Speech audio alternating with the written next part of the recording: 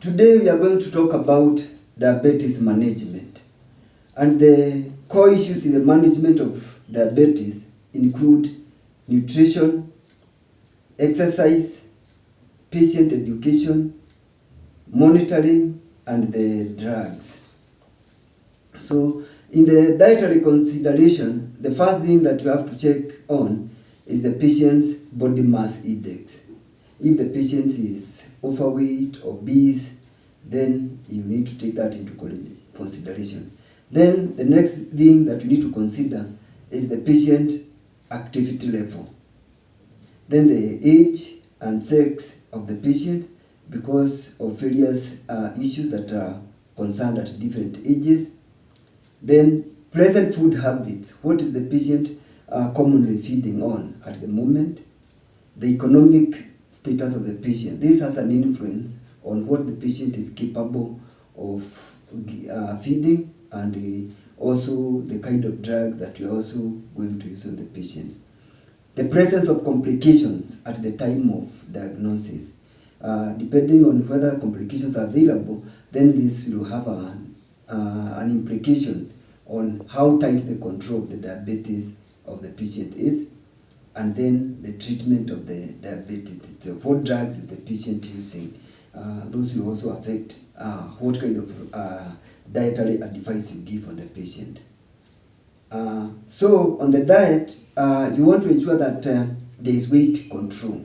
So the calorie intake of the patient should be taken into consideration. Then providing the necessary nutritional requirements, because you want to be sure that your patients, even if they have to eat less, then the necessary nutrients, including the carbohydrates, proteins, vitamins, and even the micronutrients are provided by the patient is using. Then allowing good glucose control, and also make sure that the glucose is close to normal as possible. On the exercise part, you want to provide physical fitness to the patient. The exercise should help the patient decrease the weight and also increase insulin sensitivity. As you are aware, is that most of the patients, especially with type 2 diabetes, they are obese or overweight, and so you need to have their weight controlled. Then you also want to decrease the risk factors for cardiovascular diseases for the patients, and also ensure that the exercise helps decrease blood pressure and also increases the cardiac work. It has been shown actually with exercise and diet and weight loss, if a patient can be able to control their weight, then patients who are in the pre-diabetic stage, they prolong their time to getting full-blown diabetes, and patients who have been having full-blown diabetes, you realize that they will decrease the drug use, and they also have less complications. In fact, some people have said that if you can control your weight, then you can get out of your diabetes without much ado. Exercise. Let's talk more about the exercise. And one of the things that is critical when talking to patients about exercise is the use of the proper footwear during the exercise. This will prevent injuries to the feet, and especially that with diabetes, the sensation, the nerves are affected, and so the patient might not be able to feel the pain if their nerves are not working appropriately. Avoid exercises in extremes of temperature, when it is very, very cold or when it is very hot. This, especially when it's very hot, you have more risk of dehydration, and in very cold temperature, then this has also other implications of the immunity of the patient.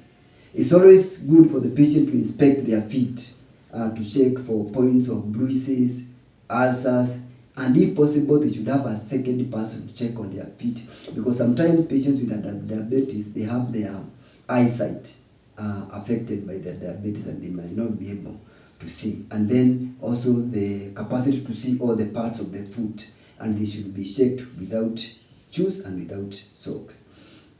And then Avoid exercise in periods of poor metabolic control. This means that when patients, for example, they have an infection, they have abdominal stomach problem, or any illness, then it would be not be very good time to exercise.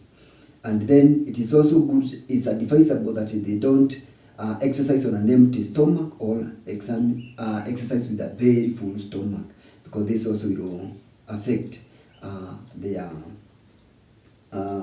tolerance to the exercise.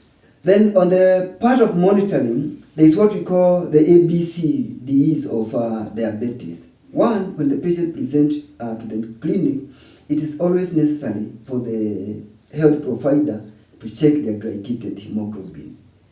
It should always be less than 6.5 for patients who are very well controlled. Then we are also monitoring their blood pressure. We also want to monitor their cholesterol.